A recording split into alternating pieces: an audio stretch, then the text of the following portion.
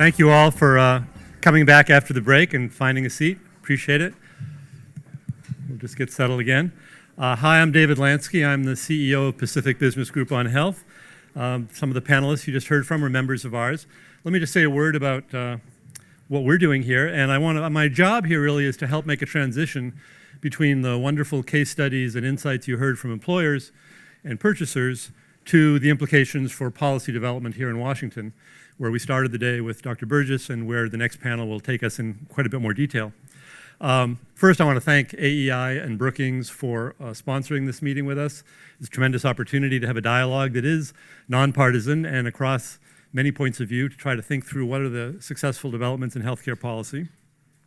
PBGH, as one of the sponsors, is maybe less familiar to you. We represent about 60 very large employers and purchasers.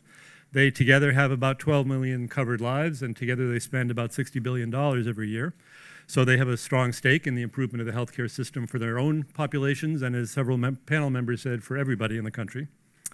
It's important to note that while these are tremendous organizations that are investing a great deal in innovation, experimentation, and learning, they are not typical of American employers.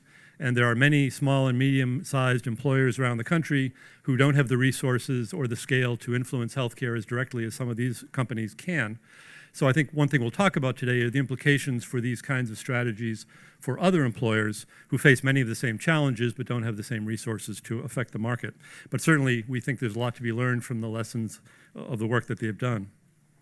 What I want to do is just take a minute in transition between the first panel and the second and mention a few of the themes that I think we've heard and we need to come back to as we talk about implications for the market as a whole and for public policy development. First, there are lessons. Most of the topics you heard described today have a mirror image in public policy in the current discussion, in ACO development, in HSA design, and so on. So we do want to be learning actively and have a dialogue between these thought leaders and innovators and people here who are developing much broader public policy statements.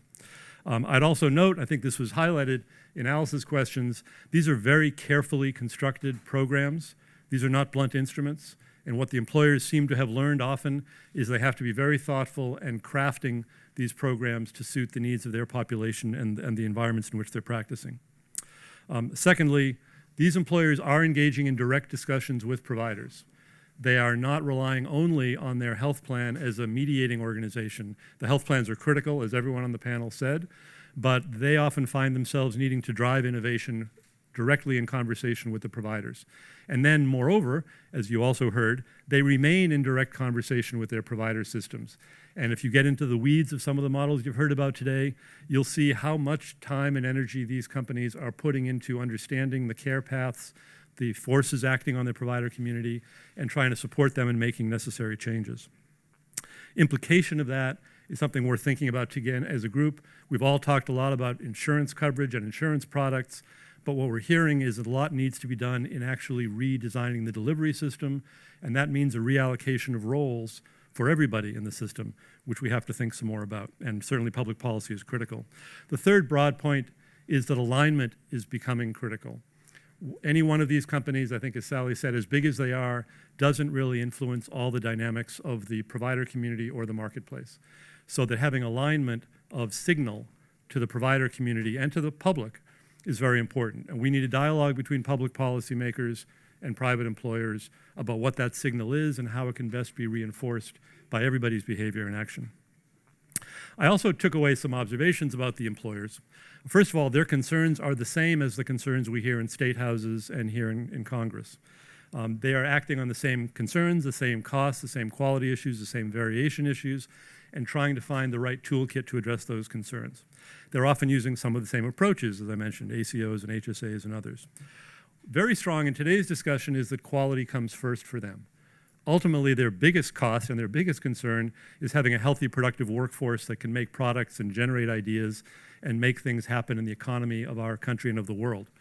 That's the first problem to solve. Cost solutions will follow quality solutions. And Alice raised a great question this morning about outcomes measurement, and we all agreed we're not where we need to be. So if we're going to drive the system toward higher quality, and we're going to have to measure that quality and design programs that improve that quality in an accountable way. And these companies are all forefront of making that happen. Secondly, this is an intensive process. These companies are not writing a check and hoping for good things to happen and coming back a year later to see if good things happened. They are staying directly engaged in understanding and measuring.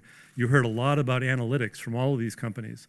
They are deeply invested in understanding their workforce, their provider community, and the impact of the healthcare they're arranging on their workforce. So this is not a superficial engagement. It's a deep analytic engagement, and there's a lot to be learned from the analysis they've conducted. There are some differences, some things that they do and can do that maybe don't apply as much to public policy. First, as you heard, their workforce can be concentrated, it can be spread out, it can be rural, it can be urban. They have had to select and design programs that they can manage within the constraints of their particular business arrangement. An organization like Medicare operates at a national level. There are pressures to act in a uniform manner across the country that they don't have as much ability to tailor and flex. So as we think about changes in health policy, we'll need to think more about how to allow for appropriate flexibility and necessary and socially desirable uniformity. They have very different case mix. Several of the questions alluded to the fact that some have younger employees, older employees, industrial employees, long-tenured employees, brief transitional employees. So they've had to adapt to that. Again, the public programs often don't have to think in those terms. And I think the last issue is to think more together about the relationship to providers as distinct from the relationship in the insurance product. I think MACRA and the implementation of MACRA is an opportunity for us to think in new ways about how to trigger value in the activities of the provider community. So with that, those are some of the broad themes that I've heard. I think now we're going to bring up some people who really understand policy far better than I to talk about the implications of the lessons we've seen from the private sector in the activities of public policy development coming forward. And I think Joe will introduce that panel, and I'll invite them to come up now and take it from here.